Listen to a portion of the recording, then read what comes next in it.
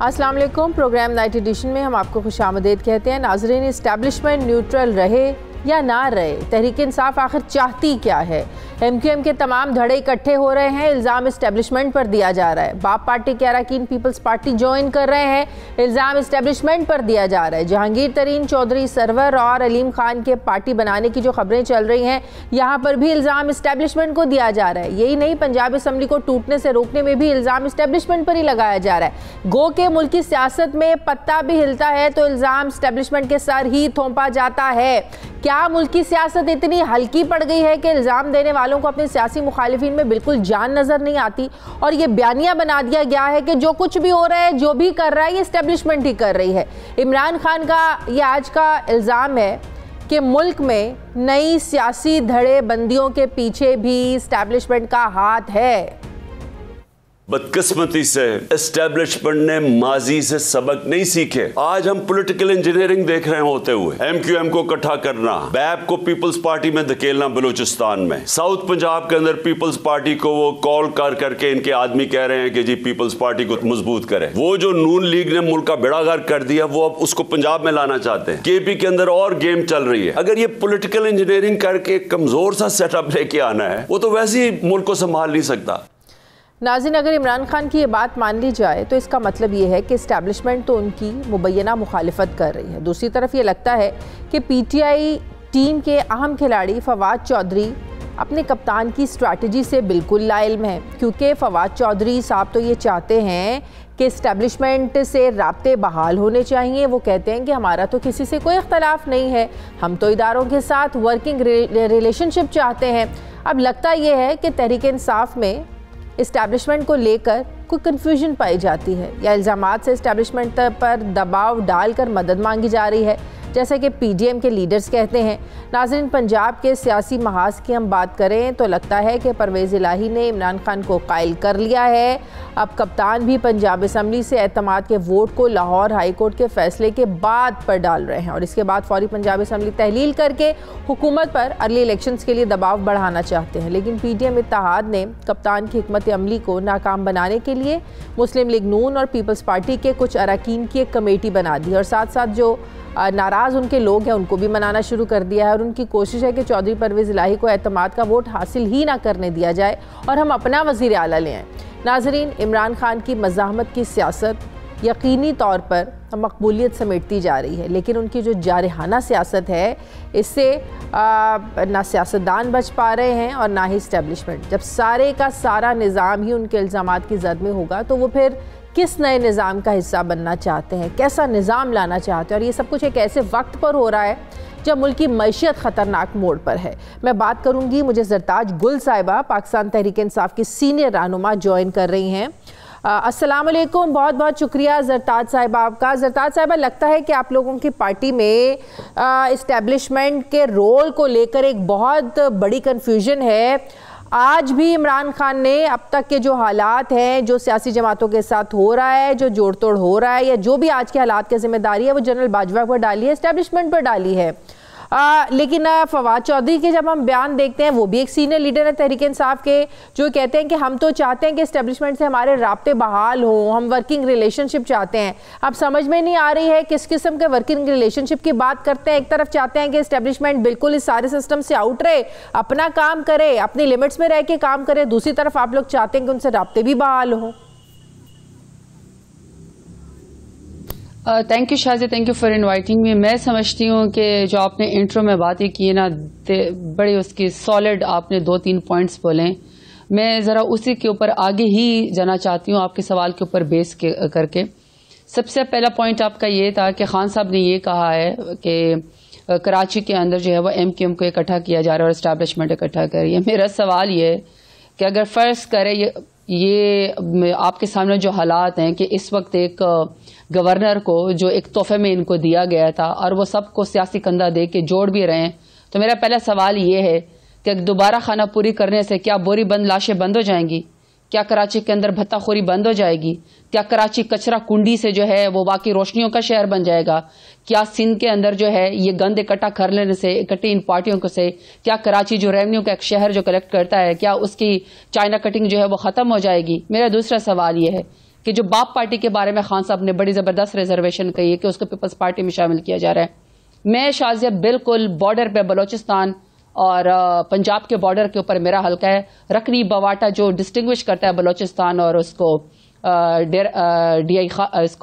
DG Khan को, मेरा जितना भी टीचिंग हॉस्पिटल है, जितना मेरा फोर्ट मनरो का हॉस्पिटल है, जितने भी मेरे कॉलेजेस हैं, जितने भी मेरी दवाइयाँ हैं, सारे के सारे बलूचिस्तान के जितने मरीज आते हैं वो मेरे शहर के अंदर, मेरे हल्के में मेरे लोग उसकी डॉक्टर्स जो हैं वो उनकी ऑपरेशन भी करते हैं। उनका सारा बोझ बलूचिस्तान का हमने उठाया हुआ है। तो मेरा सवाल है कि बाप पार्टी को जबरदस्ती पीपल्स पार्टी के अंदर भेज देने से, जबकि मौजूदा उनकी वो इत्तेहादी पार्टी भी है जो हमें छोड़ के कोई मेरा ख्याल में 6% महंगाई के ऊपर हमें छोड़ के गए थे, इस वक्त 39% महंगाई के ऊपर, तो मेरा ख्याल में कि उनको तो सवाल यही है कि सब कुछ एस्टेब्लिशमेंट करवा रही है। क्या बलूचिस्तान के आज की नई एस्टेब्लिशमेंट जो बिल्कुल मैं नई क़यादत आई है, ये सब कुछ वो करवा रही है।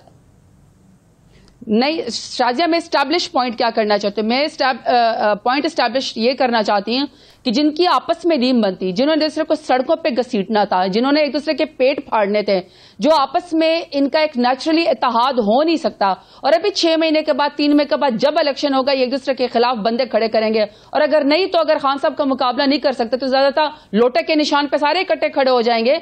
मेरा सवाल ये कि जो खान साहब ने रिजर्वेशन शो की है वो तो बिल्कुल ठीक ही है। मेरा सिर्फ आगे फर्दर सवाल ये है कि जो लोग इनको जोड़ रहे हैं और जो लोग समझ रहे हैं कि हम पाकिस्तान में मजीद कोई पॉलिटिकल इंजीनियरिंग करेंगे, क्या बलूचिस्तान में सैलाब के लोगों को जिस वक्त इतनी तबाही हुई, क्या कोई रिलीफ मिल जाएगा?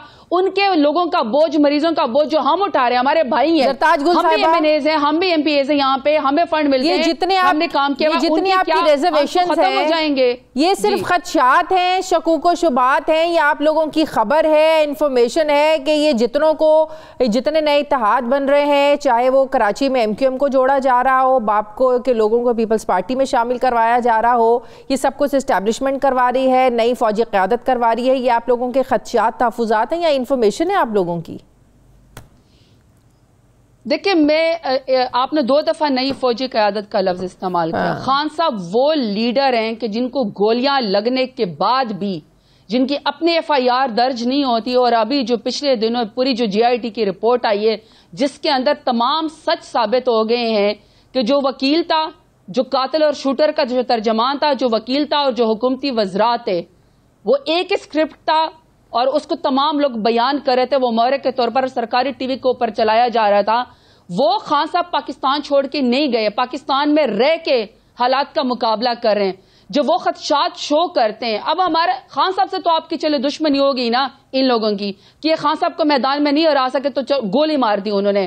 क्या अगर ये अवाम में जाने के काबिल नहीं है तो हमारा सिर्फ सवाल ये है कि अब खान साहब का मुकाबला करने के लिए आपको मजीद तजर्बे की जरूरत है, मजीद पॉलिटिकल इंजीनियरिंग की जरूरत है। क्या अगर वीगो डाले की अमान पाऊं शाजिया, तो मैं अर्ज करूं कि मुनीस इलाही ने वीडियो शो किया और वो बता रहा है कि हमारे लोगों को हरासा किया जा रहा है और कहा जा रहा है कि आप खान साहब का साथ छोड़ दे। क्या ऐवाने इकबाल में एक और मुर्गी चोर को सीएम बना मुनीस इलाही को ये बताना चाहिए ना कि कौन प्रेशराइज कर रहा है, कौन कॉल्स कर रहा है? देखिए शाजिया, हम बार बार एक ही बात करें कि पाकिस्तान तहरीक इंसाफ और खान साहब जो हैं, हम एक मजबूत इदारों के ऊपर यकीन करने वाले लोग हैं।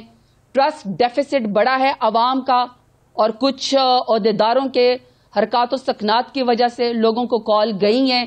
जो ज़मीर फरोशी, जो महिला मवेशियां, जो जानवरों की जैसे कीमत लगती है, जिस तरह भेड़ बकरियों की कीमत लगती है, जिस तरह सिंध हाउस में सिंध के लोगों के डेवलपमेंट के आंसू बेच के यहां पे जो लोगों को जमीर फरोशी की गई है, जारी बातें वहां से इशारे मिलते हैं।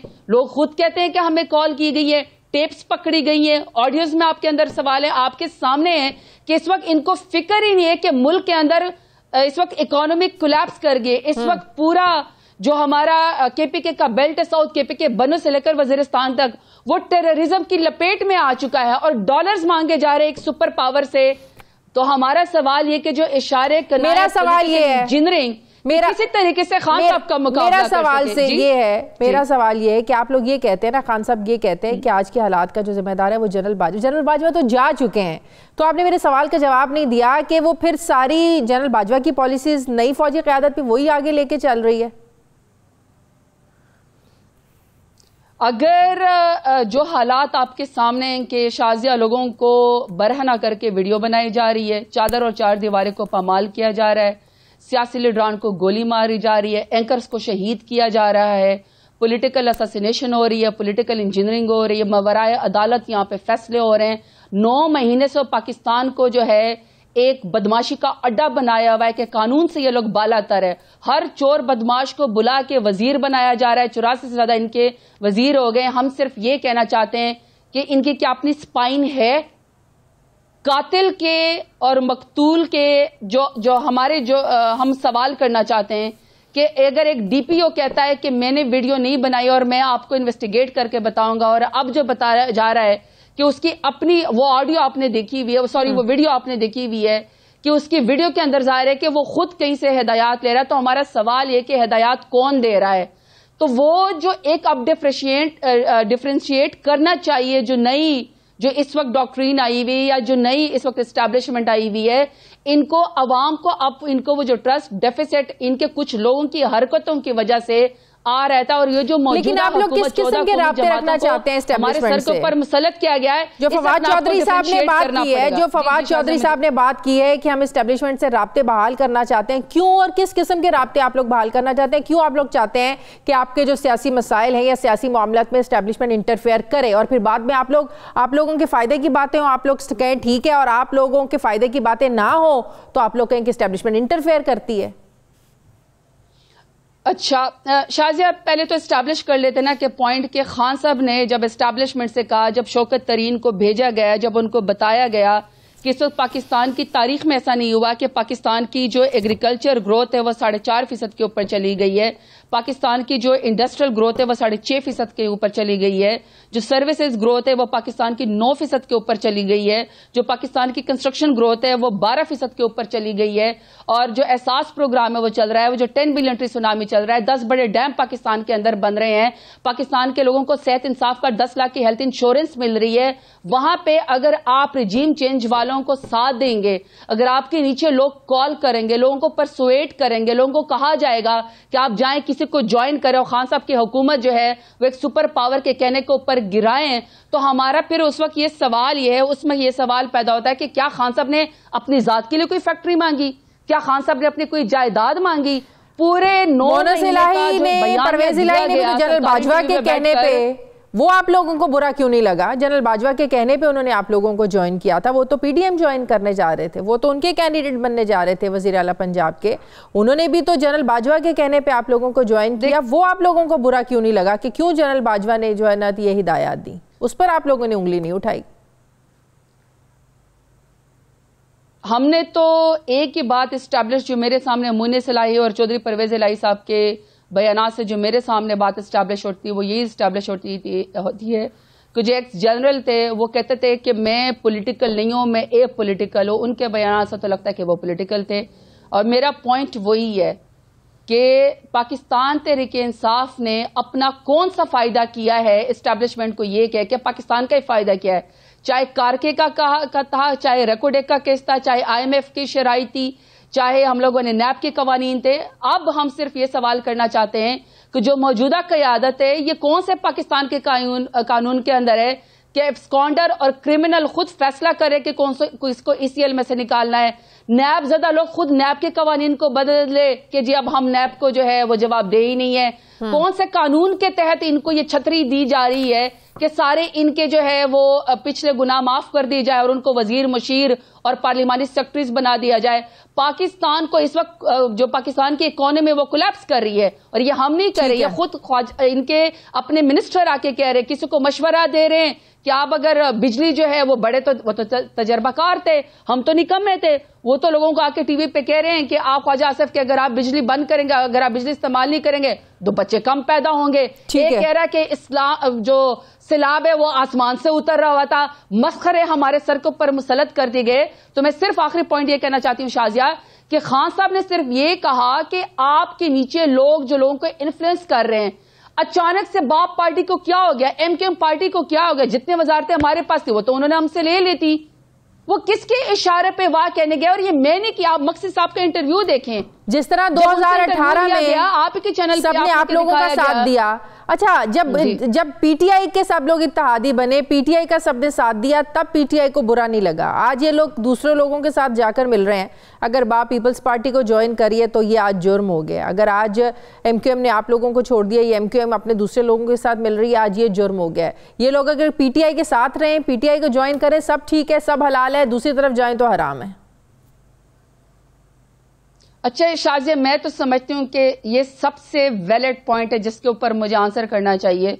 सबसे पहले तो कि मैं तो प्रैक्टिकल सियासत करती हूं, मैं तो खुद 80,000 वोट लेकर आई हूं। मेरे इर्द गिर्द ऐसे पीटीआई के लोग हारे हैं जो कोई 33 वोट से, कोई 3300 वोट से हारा है। अगर उस वक्त कोई सिस्टम बिठाया गया जिसमें आजम सवाती गए थे कि ये हमें बताया जाए कि ये क्यों सिस्टम को बिठाया गया और रिजल्ट्स क्यों डिले हो गए, उसका नुकसान पाकिस्तान तहरीक इंसाफ को किया गया, क्योंकि पाकिस्तान तहरीक इंसाफ को लूली लंगड़ी हुकूमत देनी थी। उसका नुकसान हमें दिया गया, क्योंकि मुझे किसी भी 2018 की पॉलिटिकल पार्टी का मुझे कोई आप बता दे कि वो किसी इलेक्शन ट्राइब्यूनल में गए हो, रिकाउंटिंग में गए और उन्होंने कोई वाकई इतराज किया। जबानी कलामी प्रेस कॉन्फ्रेंस करने से तो कुछ नहीं होता ना। इलेक्शन ट्राइब्यूनल में तो पीटीआई गई, क्योंकि हमारे लोग 3300 और 300 वोटों से, 4000 वोटों से, 3000 वोटों से जबरदस्ती जो है वो हराए गए। तो पहला नुकसान तो उसका हमें ये हुआ। दूसरी बात, हमारे एलाइस तो पहले दिन से 2018 में जिसकी ज्यादा हुकूमत, जिसके पास ज्यादा सीटें आती है, तो छोटी पार्टियां जिनकी हुकूमत होती है वो चाहते हैं कि हम हुकूमत का हिस्सा बने। ये कौन सा होता है कि आपकी 38 महीने की हुकूमत हो और अचानक से जमीर जाग जाए आपका 12% महंगाई के ऊपर और 39% महंगाई के ऊपर आपको शर्म हया ना आती और आप हमें छोड़ के चले जाएं 38 महीने की हुकूमत के बाद, और आप कहें कि जो हमारे दौरे हुकूमत में 1200 रुपए का 20 केजी का थैला मिल रहा था वो इस वक्त 3600 रुपए में मिल रहा था, और इस वक्त उनको महंगाई के ऊपर शर्म ना आती हो और पाकिस्तान में लोग खुदकुशियां करने पर मजबूर हो। मीरपुर के अंदर एक बच्चों का बाप जो है वो आटे की लाइन में वो फौत हो गया। अभी जिनीवा कॉन्फ्रेंस का आप अंजाम देखिएगा जी, तो अभी जिनीवा कॉन्फ्रेंस का आप अंजाम दे दीजिएगा, आप देख लीजिएगा लंदन प्लान से इन्होंने क्या निकाला। ये जब भी नवाज शरीफ और इसकी फैमिली किसी बाहर मुल्क में जाती है, हमेशा इंटरनेशनल एस्टैब्लिशमेंट के साथ मिलके कोई ना कोई फसाद पाकिस्तान के अंदर करती है। अब आप जिनीवा कॉन्फ्रेंस के दे दीजिएगा। मेरा सवाल है कि अगर ये वाकई सैलाब ज़दगान के लिए पैसे मांगने जा रहे हैं, क्या ये बताएंगे कि सिंध के अंदर सैलाब ज़दगान के ऊपर दहशतगर्दी के पर्चे क्यों किए गए जब वो राशन मांग रहे थे? जब खान साहब सैलाब ज़दगान के लिए टेलीथॉन कर रहे थे तो उसको टीवी के ऊपर क्यों बैन किया गया, अगर इनको इसके सैलाब की फिक्र थी? जो मुकदमा ये लोग जिनीवा उसमें कॉन्फ्रेंस में लड़ने जा रहे हैं, ये कह रहे हैं कि पाकिस्तान में सैलाब आया हुआ है, डिजास्टर आया हुआ है, तो उसमें केपीके का और गिलगित बल्तिस्तान का और पंजाब का जिक्र क्यों नहीं है, जबकि डेरा गाजी खान और रुझान सारा डूबा हुआ था, वहां पे सिर्फ सिंध और बलोचिस्तान का जिक्र है। तो मैं सिर्फ ये सवाल करना चाहती हूं कि जिन्होंने अपने दौरे हुकूमत में मौजूदा में कहा कि हमें तो ये वीनस नजर आता है सिंध, तो जिनीवा प्लान का भी आप अंदाजा लगा लीजिएगा कि इसका रिजल्ट क्या आएगा, ये किसके साथ मिलकर पाकिस्तान के असास के ऊपर क्या हमला करना चाहते हैं, ये अंजाम आप खुद देख लीजिएगा। बहुत बहुत शुक्रिया जरताज गुल साहिबा, मेरे साथ ही पाकिस्तान तहरीक इंसाफ की रहनुमा, बहुत बहुत शुक्रिया आपका। मुझे ब्रेक, नाज़रीन वापस आते हैं एक छोटे से वक्फे के बाद।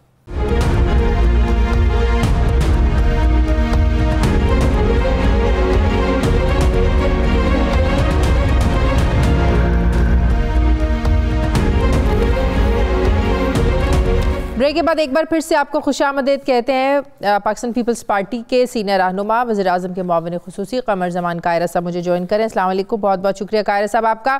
कायरा साहब, अर्ली इलेक्शंस की आवाज़ जो तहरीक इंसाफ ने एक बड़ा शोर मचाया हुआ था, उनका मुतालबा भी था, वो आवाज़ भी हमें कम लग रही है। पंजाब में एतमाद का वोट लेने के लिए तहरीक इंसाफ की सोच भी अब परवेज़ इलाही के साथ मिलती जा रही है। मामला 11 जनवरी की हेयरिंग पर डिपेंड करता है। क्या इस सारी सूरत हाल को हम देखकर ये कह सकते हैं कि एटलीस्ट अब जो आम इंतखाबात हैं, जो आप हमेशा से आप लोग कहते रहे हैं कि आम इंतखाबात वक्त पर ही होंगे, लेकिन दूसरी तरफ हम देखते हैं कि बल्दियाती इंतखाबात नहीं हो रहे हैं, तो सूरत हाल आम इंतखाबात की तरफ कब जाएगी?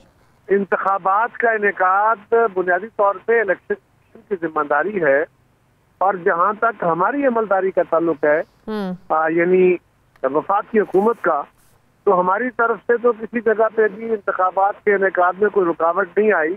इस्लामाबाद के अंदर लेजिस्लेशन के बाद ये तस्वर दिया गया कि यहाँ पे शायद हम नहीं चाह रहे इलेक्शन कराना, क्या होगा 2 महीने के अंदर अंदर या महीने डेढ़ के अंदर अंदर वहाँ पे हल्का बंदियां हो जाएंगी, तो हल्का बंदियों के बाद इंतखाब हो जाएगा, कोई हर्ज नहीं है इसमें।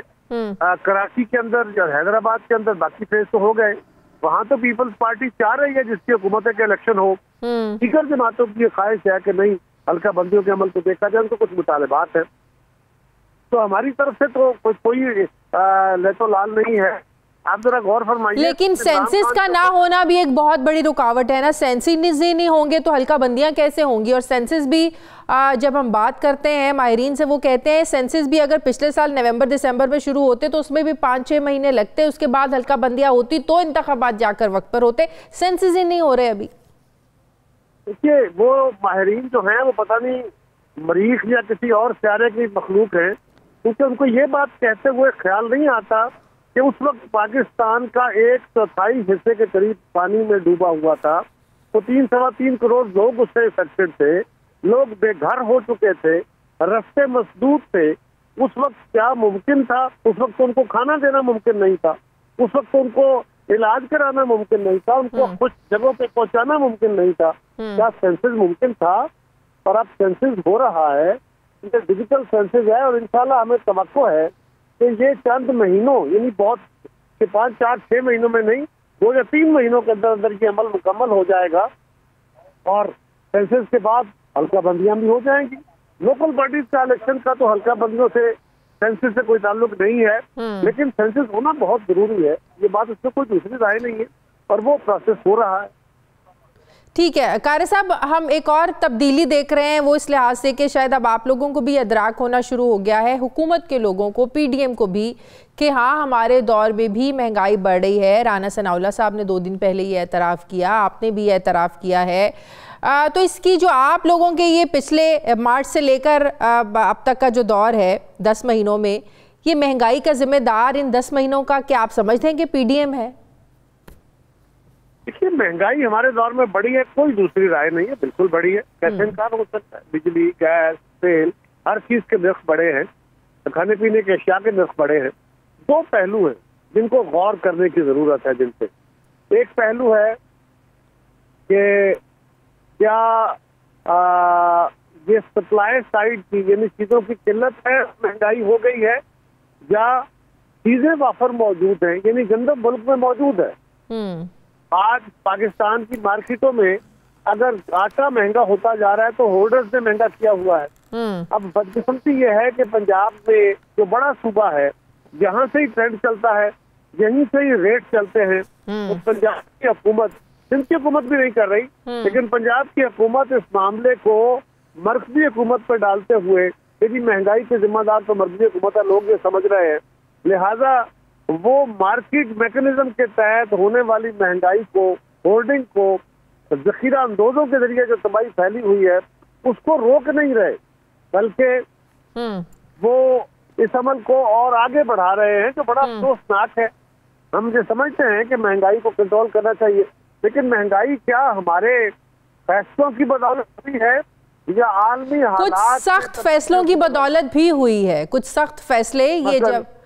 ये जब मिफ्ता इस्माइल साहब भी आए थे, उन्होंने कहा IMF की शराइत की वजह से ना, ये तो आप लोगों ने कहा था कि हमें ये सख्त फैसले करने पड़ेंगे IMF की शराइत की वजह से, IMF की शराइत को मानने के। IMF से मुआहदा किसने किया था? PTI की हुकूमत ने। डेफिनेटली अगर हम IMF के मुआहदे जो कि मुअत्तल हुआ पड़ा था उसको बहाल ना करते तो क्या पाकिस्तान आगे बढ़ सकता था?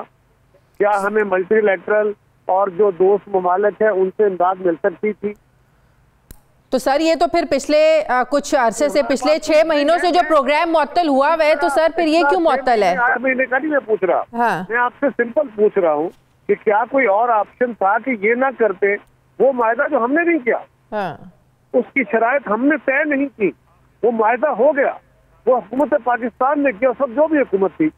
अब उसको मुअत्तल करके खान साहब जाते जाते उसमें एक और तबाही फेर गए कि तेल के नर्ख बढ़ाने की बजाय कम कर गए, लोगों में पॉपुलरिटी, पॉपुलर पॉलिटिक्स के लिए।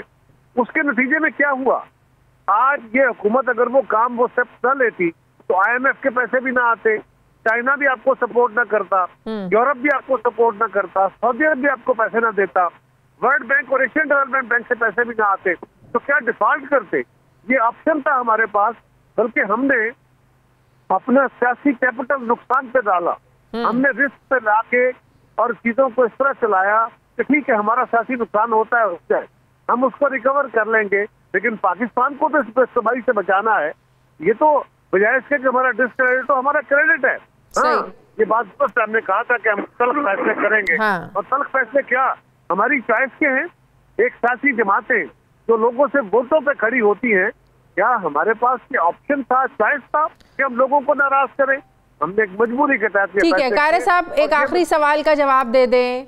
ये इस वक्त जो पार्टियां धड़े बन रहे हैं, MQM के धड़ों को इकट्ठा किया जा रहा है, बाप के लोगों को पीपल्स पार्टी में शमूलियत का कहा जा रहा है, इमरान खान कह रहे हैं कि सब कुछ इस्टेब्लिशमेंट करवा रही है, सब कुछ इस्टेब्लिशमेंट के जोर पर हो रहा है। मोनस इलाही साहब कह रहे हैं कि PDM हम पे दबाव डाला जा रहा है कि हम PDM का साथ दें। एक बार फिर इस्टेब्लिशमेंट निशाने पे है। देखिए, आपने फरमाया कि MQM के धड़ों को इकट्ठा किया जा रहा है, बाप पार्टी के लोगों को पीपल्स पार्टी में शामिल किया जा रहा है। आपने तो खुद एलिगेशन लगा दिया ना। मैंने इमरान खान, मैंने बाद में ये कहा कि इमरान खान ये कह रहे हैं। नहीं, आपने फरमाया कि उनको शामिल किया जा रहा है। अच्छा, रिफ्रेश करें अपना सवाल आप, फिर आप इसको से बाहर निकल जाए जी। और आप ये कहें कि इमरान खान ये कह रहे हैं। जी, इमरान खान साहब ये कह रहे हैं। तो इसका जवाब सिंपल ये है कि खान साहब को बीमारी हो गई है, उनको पुरानी आदतों में पता है दीगर जमातों से एस्टेब्लिशमेंट के अलावा लोग नहीं टूटा करते। हम वो जमाते हैं जिनसे लोग टूटे थे और ये हमारे ही गए हुए लोग हैं। अब उनको खान साहब की तरफ या किसी और तरफ उनको अपने हालात अच्छे नजर नहीं आ रहे, तो वो बिल्कुल अपनी जमातों के अंदर अपनी जगह ढूंढ रहे हैं। MQM के धड़ों के बारे में आपका क्या ख्याल है? मैं छोटी सी गुजारिश करूंगा।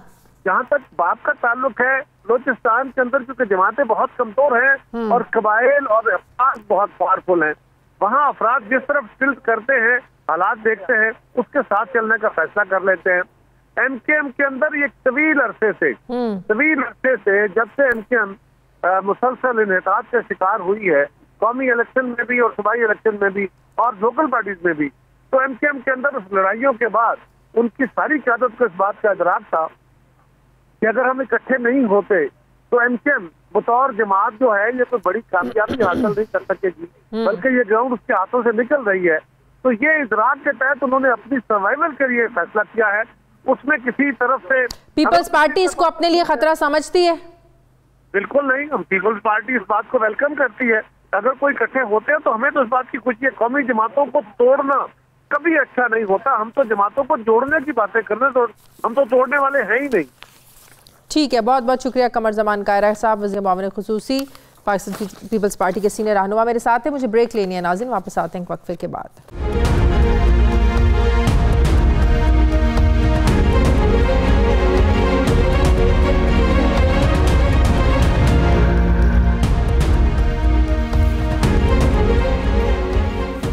ब्रेक के बाद एक बार फिर से आपको खुशामदीद कहते हैं नाज़रीन। पाकिस्तान में अशराफिया लखपति से करोड़पति बल्कि अरबोंपति हो रही है, जबकि आम पाकिस्तानी लखपति से भी कखपति हो रहे हैं।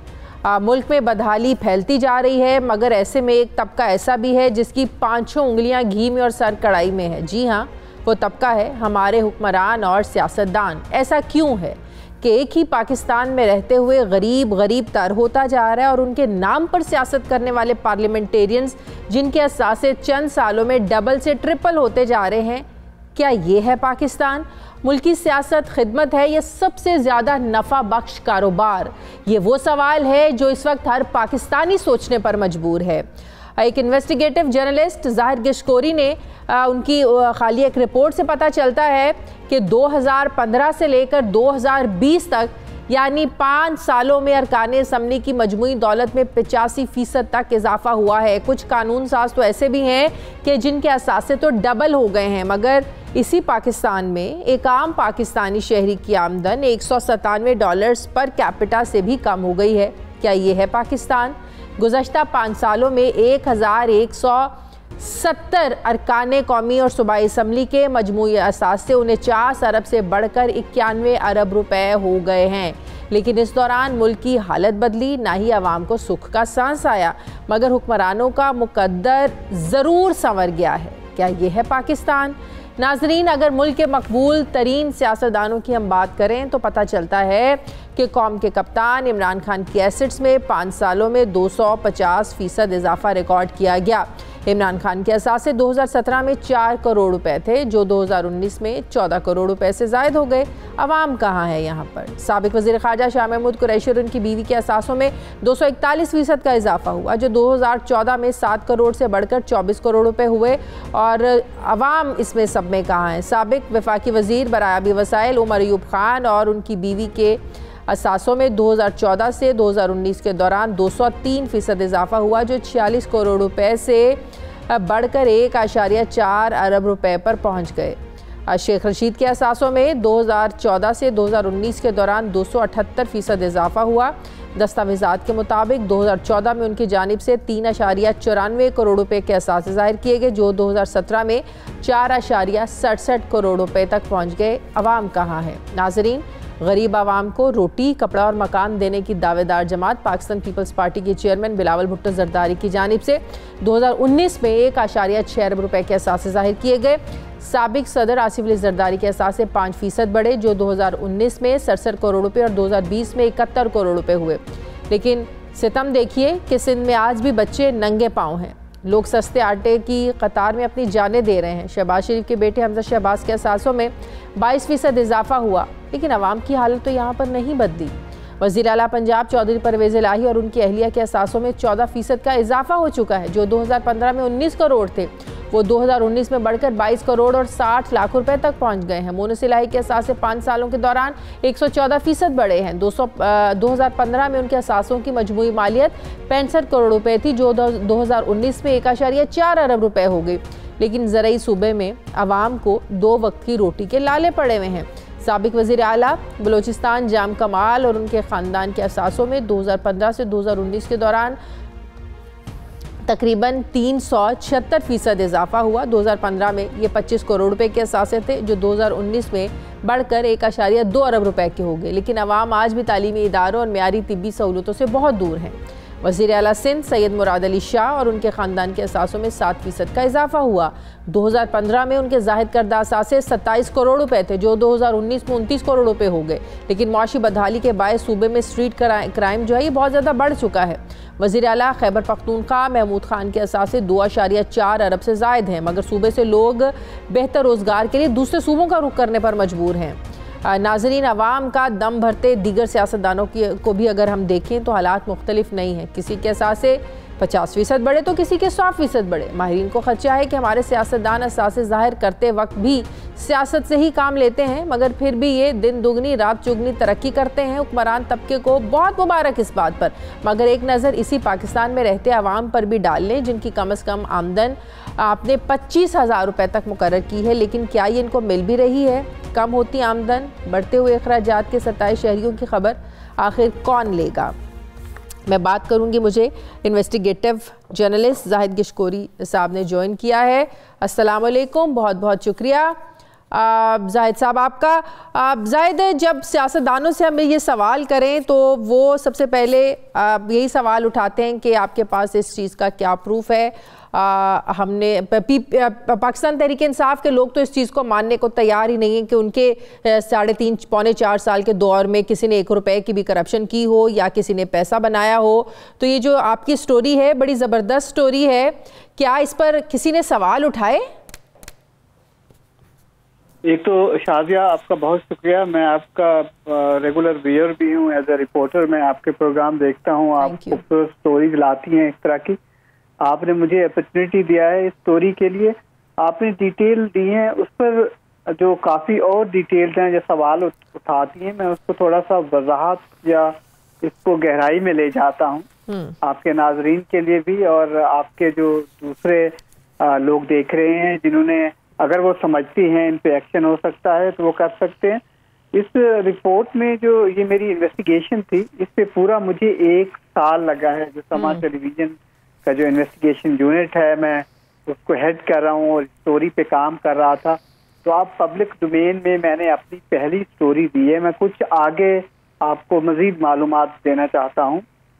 इसमें 311 मेंबरान पार्लियामान ऐसे हैं जिनके जो कि 27% पाकिस्तान की पार्लियामेंट का हिस्सा हैं, वो बिजनेस कर रहे हैं और उन्होंने बताया है कि 22 अरब रुपए का वो बिजनेस करते हैं।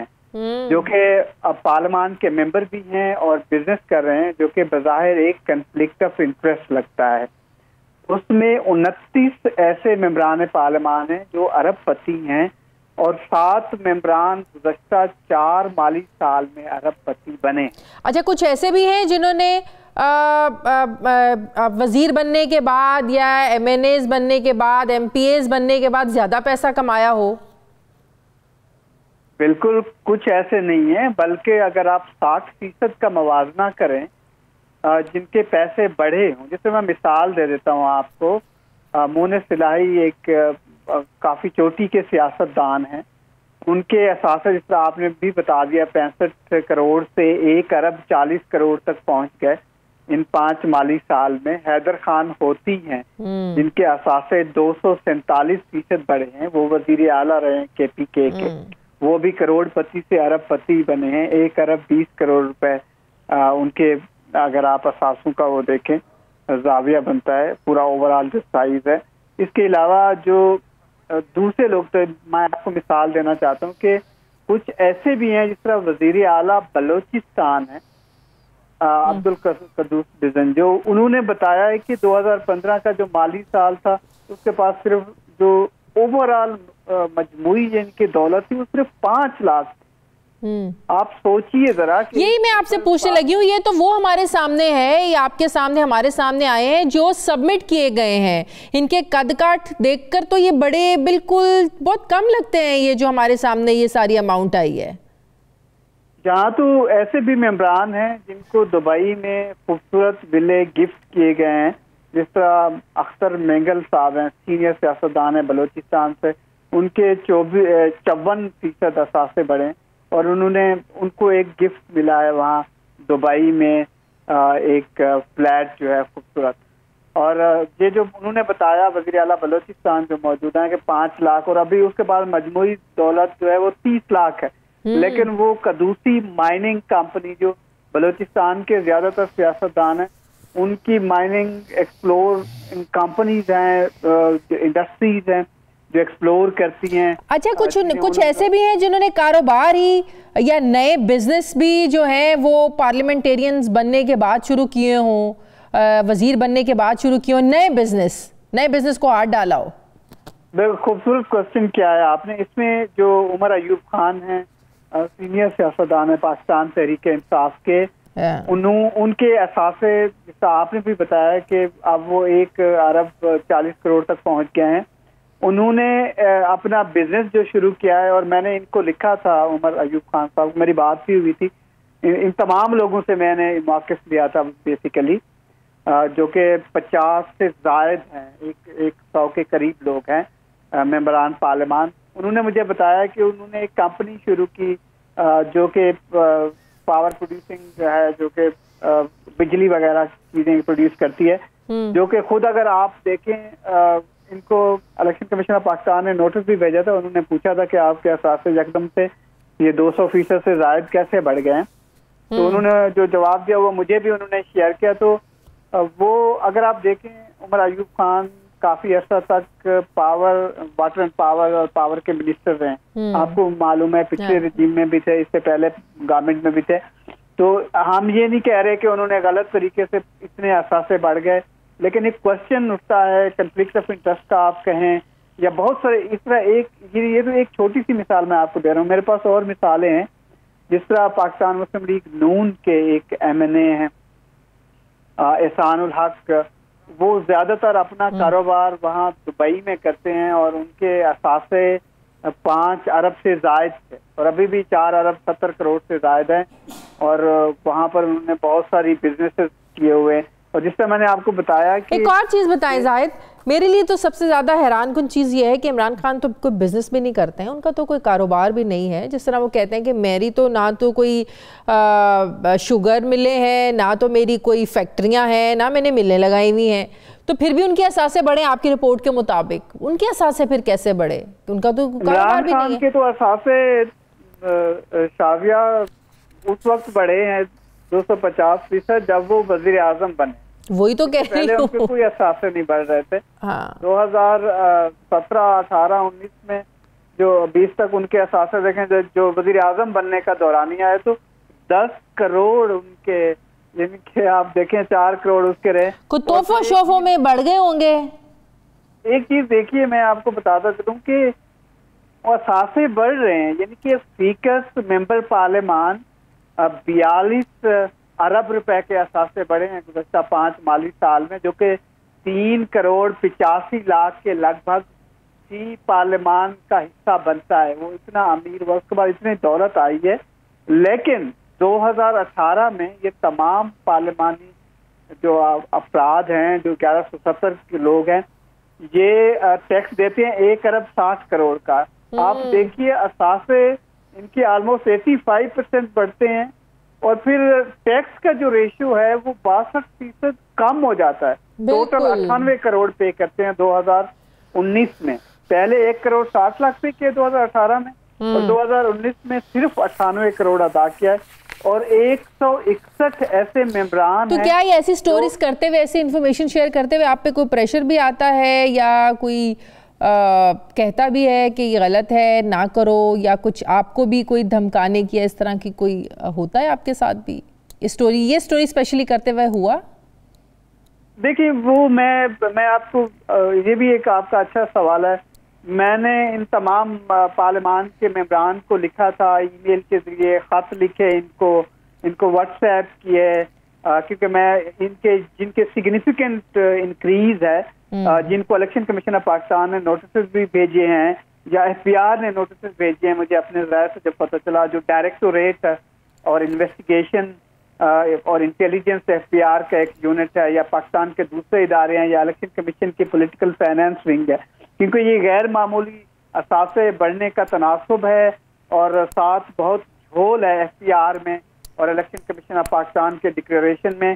तो इन सबको मैंने लिखा, मेरे को बहुत ज्यादा प्रेशर था, इसमें कोई शक नहीं अभी भी है, और ये पहली प्रोजेक्ट स्टोरी है। आगे जाकर मुझे मौका मिलता है पब्लिक डोमेन में इंफॉर्मेशन देने का, क्योंकि ये 191 अरब नहीं है शाजिया, ये 300 अरब रुपए से जायद के असासे इनके पास हैं, और डिफरेंट लेयर में मौजूद हैं। मतलब कि एक चीज तो बिल्कुल ये साबित हो गई, हमें तो खैर पता था, आवाम को भी पता चल चुका है कि सियासत बजाते खुद एक बड़ा ज़बरदस्त किस्म का कारोबार है।